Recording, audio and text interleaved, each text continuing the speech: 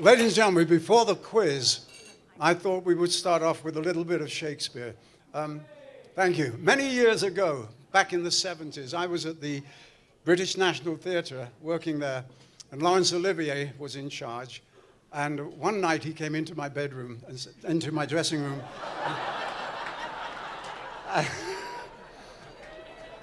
That's another story entirely. He came into my dressing room and he said, "Jimmy, I want you to play the part of Costard in Love's Labour's Lost. I'm directing it. Costard speaks the longest word in Shakespeare, honorific abilitude in itatabus." I said, "Wow, what does that mean?" He said, "I've no fucking idea." No. But it made me think, because before you do any Shakespearean role, you tend to go into a little, research. And I found out that our William, our Bill, had indeed invented quite a few new words and expressions that were now part of our English language. Not just a few. This bloke invented over 2,000 of them. 2,000 words and expressions which are now still with us. Many of you may say, "Well, I've never quoted Shakespeare in my life," but don't ever bet on it. For instance, if you can't understand an argument and you say it's all Greek to me, you've been quoting Shakespeare. If you claim to be more sinned against than sinning, you're quoting Shakespeare. If you act more in sorrow than in anger, if your wish is further to the thought, if one of your socks has vanished into thin air, you're quoting Shakespeare.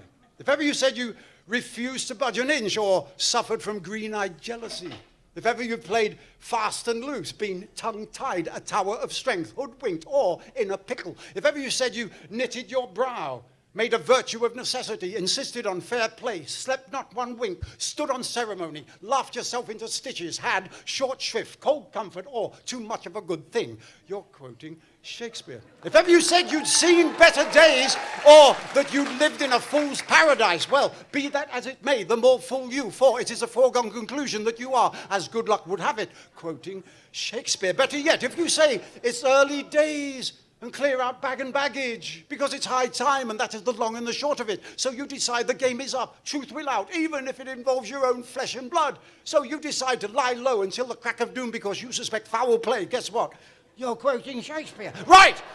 If in one fell swoop your teeth are set on edge without rhyme or reason, then, to give the devil his due, if the truth were known, for surely you have a tongue in your head, you've been quoting Shakespeare. And if you're fed up with me quoting Shakespeare and wish to send me packing, or bid me good riddance, or wish I was as dead as a doornail, because you think I am an eyesore, a laughingstock, the devil incarnate, a stony-hearted villain, bloody-minded, or a blinking idiot, then, by Jove, oh Lord, tut, for goodness sake, what the dickens, but me no buts. It's all one to me.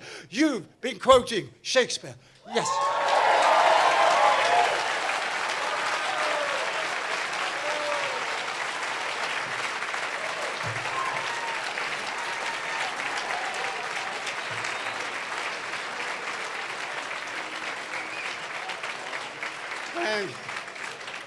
Thank you so much. Right, so let's go to the quiz. Now we have, follow that, Jim. We have two quizzes. I'm going to quote some Shakespeare here, and I want you to just tell me, or write down on the red pad, which is the fake. All right? I'm going to give three of them. For instance, knock, knock. You know, who's there?